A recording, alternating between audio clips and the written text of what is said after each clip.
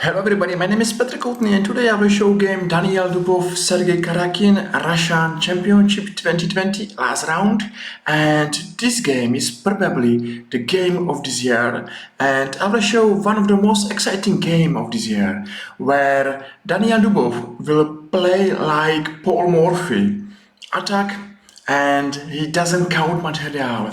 So watch this position and he will take knight on e6 by his queen, and of course this position will be absolutely messy but at the other side beautiful, and I'm very happy that Daniel Dubov won this chess game, and I'm happy that he's playing such a beautiful games. What a performance and what a game. So let's start from the beginning, and I believe you will enjoy this game because this is game which is worth to see. Okay, till now nothing special, but I can't remember since last time I saw this variation between top chess world grandmasters. So before, and of course now nobody believe in draw e5, and everybody know that d5 is the best answer. But of course, if Daniel Dubov is playing this variation, he has something against move d5. I don't know what Daniel Dubov had prepared, but maybe something like this looks like the reason why Sergei Karjakin is not following this variation, and he chose another side line, and after e5 he played knight to e4. Okay, what to say about this variation? Looks like a new position for Sergei Karjakin. At least he's not sure what to play, or he's not sure what's the best move, and Daniel Dubov is playing bishop to d5. Of course, why not to attack this knight? At the other side, he's losing another pawn, so we are not going to count pawns, we are going to count activity. So exchange and bishop to g5. Okay, exactly, looks like Paul Morphy's games, because all pieces are going forward and all pieces are going attack. Of course, knight to e7 is the right answer, but black is wasting, or black has to waste another time, another move. So that's the price for the pawns. Short castle, and white is ready to strike black's position. h6, of course, this move should come, but this is another weakness around black's king. So bishop to h4 and short castle. Now I will show variation what's happened if black is playing g5. And for example, what's happened if he will take by his knight on d5, d6 and short castle. And I will tell you that this is the right answer. This is the right answer, even a really messy position, but this is the best answer by engines. Of course, we are not engines and we are only human. And Sergei Karjakin, after bishop to h4, yes, we are back, he played short castle. Rook to e1 and bishop to b3. Of course, it's the right time to save this bishop. If we are going for attack, it's good to keep two bishops, because two bishops in open positions, they are really strong pieces. So bishop to b3, a5. Of course, black is trying to find a counterplay, and he is trying to open maybe some job for his rook on a8. Maybe it's not bad idea to attack from another side and to attack this bishop. As I told you that in open position, if you are attacking, it's good to kill one of white's bishop. So knight to f5 and exchange and d5. looks like it's still okay, but no, this position is danger. I will show variation. Take on d6, rook to d1, and if you will watch white's army and black's army, it's simply true that black is not ready for a fight. Black's rooks, okay, black's bishop, and even this queen, and even this king, they are in bad position. For example, in this variation, if black will take on d6, knight to g6 looks really unfriendly to black. A really good position, and that's the difference if white has a good army and black has bad army. So activity and passivity. But we are watching one of the best game of this year, and well done to Daniel Dubov, because what a performance. Okay, what's happened? a5 and bishop to f6. Wow, that's a bomb. That's a bomb to the black's position. And now I will show variation, because it's a really interesting position. What's going on? Okay, if black will take, of course, is losing immediately, because at this spin and this king, it's game over for black. Okay, if not to take, what else to play? Maybe, okay, knight to f5. What's going on there?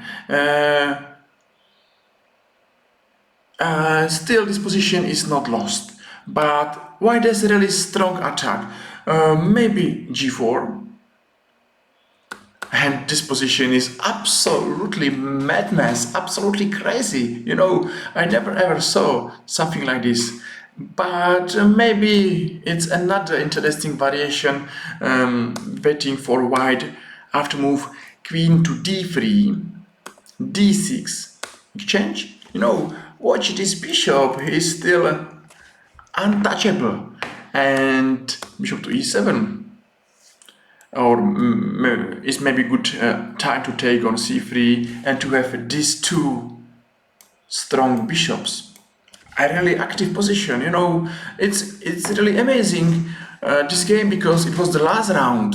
Both players are playing for money, they are playing for the results, and Daniel Dubov is playing for a win like Paul Murphy. So okay, amazing position with a really interesting attack.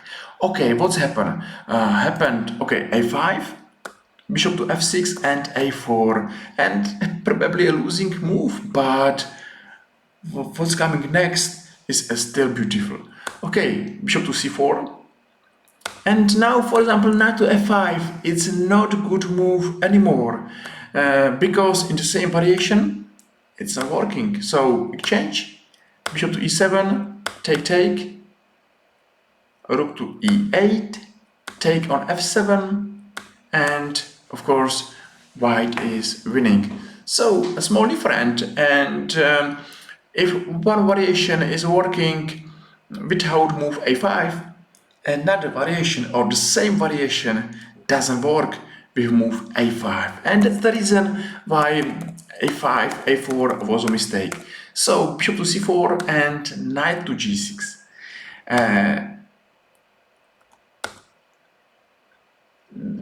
Up to engine, and this is the best move. For example, to take on h4 is a winning move, queen to g4, and this is a really amazing, and not an amazing move in amazing position.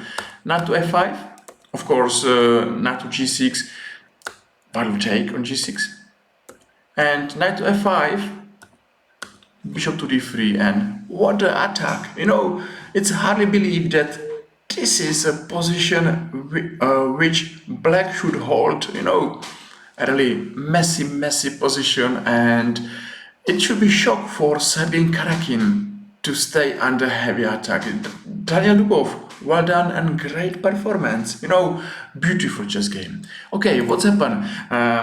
White played to d3 by his queen, d5, exchange, bishop to e6, and now what's going on? It's a really amazing white will take on g6 and on e6. So, what do you think about this position? Has white enough compensation? Where is white compensation? And answer is coming soon, of course. What's happened after this move? Check and check, and looks like, for example, after bishop to d4, take, this endgame is not immediately lost endgame, but black is one pawn down, so very difficult position. Probably both players saw this variation, but I agree that maybe Sergei Karjakin doesn't believe to White's attack. He believed that there has to be mistake, there has to be a hole, there some variation will not work, and for this reason he don't want to play this variation. He is not interested to play endgame, rook endgame with pawn down. So let's come back. And for this reason, he played by his queen to f7, and he's asking white, show me your variation till end. Okay, let's show. Bishop to take on c3, and another fantastic position. It's absolutely great that up to engine black is lost here, but of course both players has to play good moves. Rook to e4 may make sense to attack this queen on f7,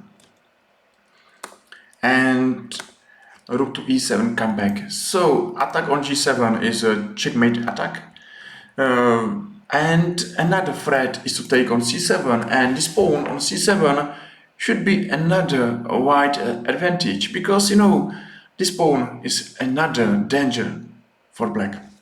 Rook to g8. Okay, what's happened, for example, if black will take on f2? Yes, this is a mistake to take, because check, and black will take this danger, the bishop. But of course, after move to h1, nothing happened, and we are in the same position. So what's happened? Happened rook to g8. Yes. Okay. Thank you very much for the rook.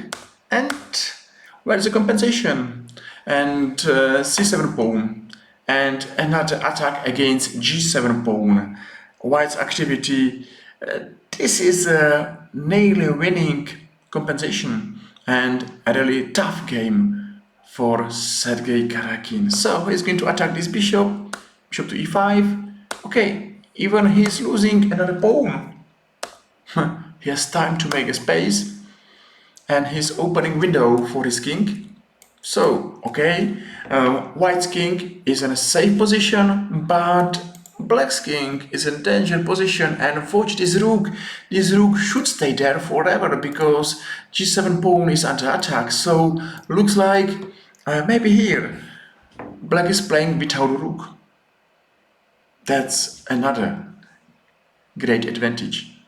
Okay, and now rook to e1, and white has time to save his king.